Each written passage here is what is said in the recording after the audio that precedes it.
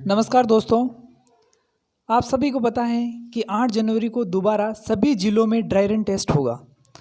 और आप सभी को मैं इस वीडियो में ड्राई रन टेस्ट क्या होता है, कौन सी वैक्सीन कितनी इफ़ेक्टिव है और वैक्सीनेशन का प्रोसेस किस तरह से होगा, भारत सरकार किस तरह से वैक्सीनेशन का प्रोसेस करवाएगी, मैं इस वीडियो में आपको विस्तार से बताऊंगा। आप अंत तक वीडियो ज़रूर देखें, आपको ज़रूर इसके बारे में एकदम अच्छे से नॉलेज मिलेगा। कोरोना वैक्सीन किस तरह से लगाई जाएगी और एक बार लगने पर कोरोना होगा या नहीं होगा, यानी दोबारा कोरोना हो सकता है या नहीं हो सकता, वो अलग बात है। पर ये ड्राई रन टेस्ट होता क्या है? ड्राई रन टेस्ट का मतलब एक तरह से डमी ट्रायल है। यहाँ पे क्या हो रहा है, वैक्सीन तो नहीं है पर वैक्सीन की तरह ही हम इस डमी को भेजते हैं और वैक्सीन को एक जगह से दूसरी जगह पर ले जाया जाता है। और जैसे मैं आपको एक सिंपल भाषा में समझाऊं तो शहर से डिस्ट्रिक्ट हेडक्वार्टर पर और डिस्ट्रिक्ट हेडक्वार्टर से हॉस्पिटल तक, और हॉस्पिटल में अलग अलग काउंटर बने होंगे वहाँ तक, और काउंटर से जो भी कोविड वैक्सीन लगाई जाएगी वहाँ वहाँ काउंटर तक कैसे पहुँचाई जाएगी और उनका कितना स्टोरेज किया जाएगा, वो सारी की सारी चीज़ें होती है ड्राई रन टेस्ट। और इसमें आपको ये कितनी उसमें कौन कौन सी समस्याएं आ रही हैं, कौन कौन सी प्रॉब्लम्स फेस हो रही हैं, उनका सोल्व आउट किया जाएगा। ये होता है ड्राई रन टेस्ट। अब ये ड्राई रन टेस्ट होने के बाद आपको इससे कोई मतलब नहीं है कि आपको ड्राई रन टेस्ट से कोई लेना देना नहीं है, लेकिन आपको पता चलना चाहिए कि भाई ड्राई रन टेस्ट क्या होता है। अब आपको किस चीज़ से मतलब है कि आपको वैक्सीन किस तरह से लगाई जाएगी। तो वैक्सीन लगाने का 3 फेज़ में होगा काम।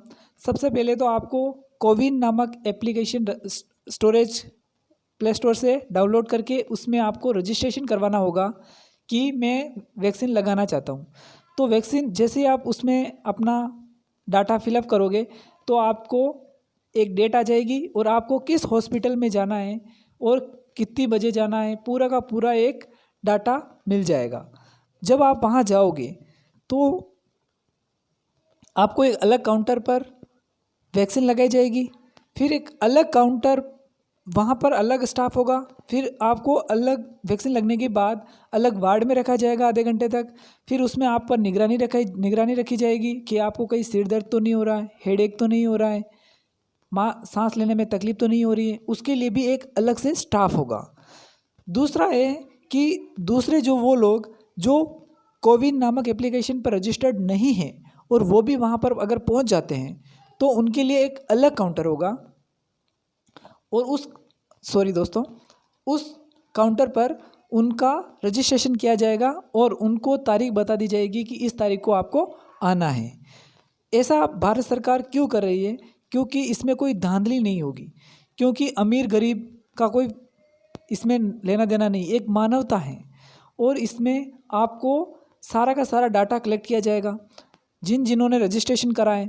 तो एक सरकार को पता होगा कि भाई कितनी वैक्सीन्स भेजनी है, कितना कोल्ड स्टोरेज करना है, और आपकी पूरी की जांच की प्रक्रिया एकदम साफ़ सुथरी हो, एकदम आपको पानी एकदम बिल्कुल शुद्ध नज़र आना चाहिए, वैसी एक पूरी एक प्रोसेस की जा रही है। दोस्तों ये तो थी आपको किस तरह से वैक्सीनेशन होगा। अब जो वैक्सीन्स वगैरह हैं तो जो पूरे वर्ल्ड में है, फाइज़र, मॉडर्ना, कोविशील्ड, ये वैक्सीन प्रभावशाली हैं। जो फाइज़र हैं वो अमेरिका में, इज़राइल में लगाई जा रही हैं, वो बहुत ही प्रभावशाली हैं। और ये भारत में क्यों नहीं लगाई जा रही, इसके पीछे भी रीज़न है कि ये कोल्ड स्टोरेज में ही इसका स्टोरेज, मतलब बिल्कुल -डिग्री सेंटीग्रेड में ही इसका स्टोरेज किया जा सकता है। और मॉडर्ना है उसका -15 डिग्री से 20 डिग्री सेंटीग्रेड तक ही उसका स्टोरेज किया जा सकता है। तो आप समझ सकते हो कि अपना देश इतना बड़ा देश है, 125 करोड़ जनसंख्या वाला देश, जहाँ पे इन वैक्सीन्स का यूज़ अपन नहीं कर सकते हैं। तीसरी वैक्सीन है कोविशील्ड, जिसको एस्ट्राजेनेका और ऑक्सफोर्ड यूनिवर्सिटी ने बनाया है।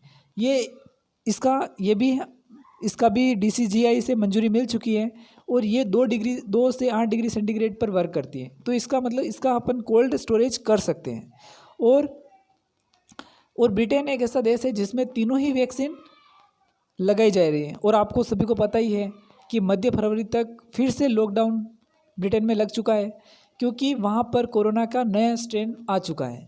और जल्दी से वो बीमारी वहाँ पर फैल रही है। वैसे तो जो ब्रिटेन है उसने सीरम इंस्टीट्यूट से पहले ही टाई अप कर लिया है कि जितनी वो वैक्सीन्स बनाएगा उसका 50% वो ब्रिटेन को इंपोर्ट करेगा। तो अभी तक सीरम इंस्टीट्यूट ने 5 करोड़ वैक्सीन्स बना लिए हैं, उसका स्टोरेज कर लिया है, तो उसका 2.5 करोड़ ब्रिटेन को निर्यात कर दिया जाएगा। और जो 2.5 करोड़ वैक्सीन्स है वो अब सीरम इंस्टीट्यूट के ऊपर निर्भर करता है कि वो किस किस देश को दे। अब आपको ये वैक्सीनेशन का पूरा प्रोसेस, कौन सी वैक्सीन आपके लिए सूटेबल है आपको पता चला। और भारत ने जो वैक्सीन बनाई है वो है कोवैक्सीन, और भारत की कंपनी है भारत बायोटेक। उसको भी इमरजेंसी की मंजूरी मिल चुकी है यूज़ की, तो उसको भी लगाया जा सकता है। अब ये सबसे पहले वैक्सीन किसको लगाई जाएगी, तो सबसे पहले वैक्सीन लगाई जाएगी 3 करोड़ लोगों को। और 3 करोड़ लोग में police, army, doctor, corona warriors, उनकी वजह से ही हम जिंदा हैं आज, उनको सबसे पहले लगाई जाएगी।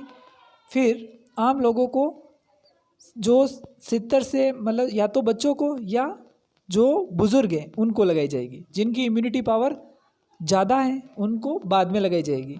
और आप सभी को पता ही है कि वैक्सीन्स आ गई हैं तो कुछ ना कुछ तो प्रॉब्लम होती हैं, लेकिन something is better than nothing. तो ये फरवरी से मार्च तक ये वैक्सीन सभी आम जनता को उपलब्ध हो जाएगी, और ऐसी कोशिश भारत सरकार कर रही है। तो ये वीडियो आपको कैसा लगा, आप अपनी ज़रूर राय दें, दोस्तों के साथ ज़रूर शेयर करें, लाइक करें। नमस्कार दोस्तों।